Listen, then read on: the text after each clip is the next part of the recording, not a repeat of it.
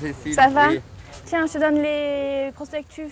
Super, oui. Voilà. À Saint-Laurent-du-Var, sur le marché bio du mardi, Cécile Roch prépare « Bio et local, c'est idéal », la première foire des producteurs bio organisée le dimanche 23 septembre 2012 au lycée agricole d'Antibes par Agribio 06.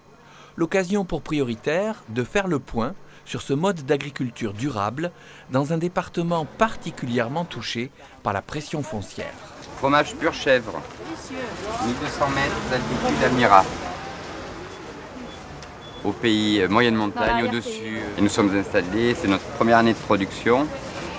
Et on a monté le projet, ça fait à peu près 3 ans. C'est un marché de producteurs qui existe depuis plus de 25 ans. Il y a quelques revendeurs depuis, mais l'initiative, c'était créé que par des producteurs bio du département. Agribio 06, c'est une association, donc loi 1901, qui a été créée par des producteurs bio, qui existe depuis 1983. Et le but de cette association, c'est de faire de la promotion, du développement et de la sensibilisation à l'agriculture biologique. Ça a commencé avec une dizaine de producteurs. Aujourd'hui, on est à près de 180 dans le département. Et on s'est dit que ça serait bien, enfin, de faire une foire de producteurs. Et le but, c'était de faire une foire qu'avec des producteurs, c'est-à-dire sans revendeurs. Vraiment que des producteurs locaux pour les valoriser leur métier et leur production. Est-ce qu'il y a du monde? Oui, il y a du monde. Il y a 50 producteurs au moins.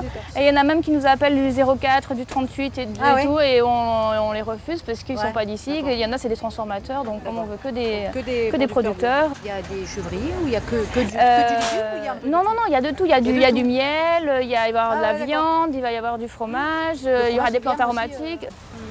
Donc voilà.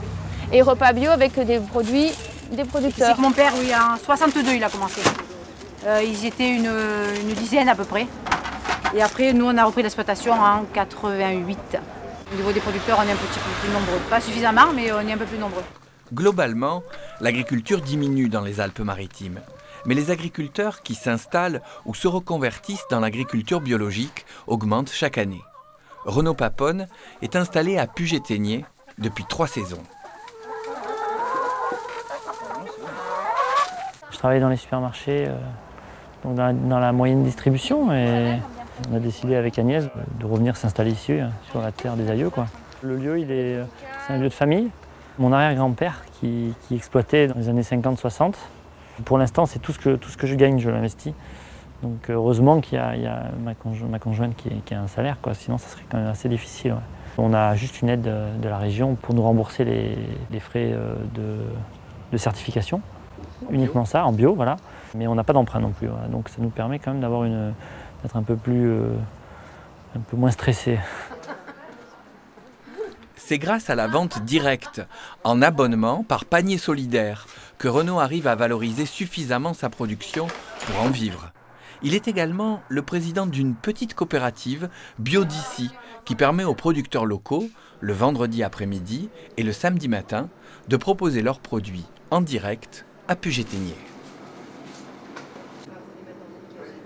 L'agriculture, elle a quand même pas mal évolué avec les néo-ruraux.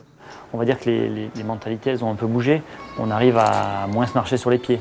On arrive à être complémentaires. On est très interactif puisque on peut être amené à conseiller un type de vente pour un autre agriculteur en lui disant va dans ce type de vente-là. Quand nous, on vend des paniers quelque part, on essaie toujours de faire la publicité pour notre ami, enfin notre coopérateur et sur sa gamme de produits.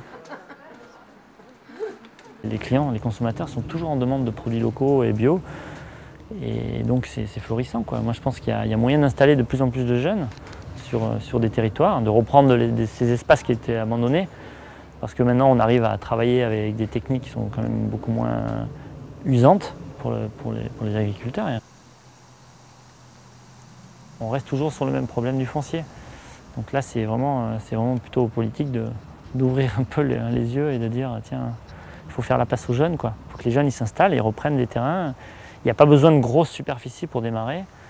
Pour faire vivre une famille, il faut 1 hectare, 1,5 hectares. Ouais. Des détails, des coordonnées, rendez-vous sur le blog de Prioritaire.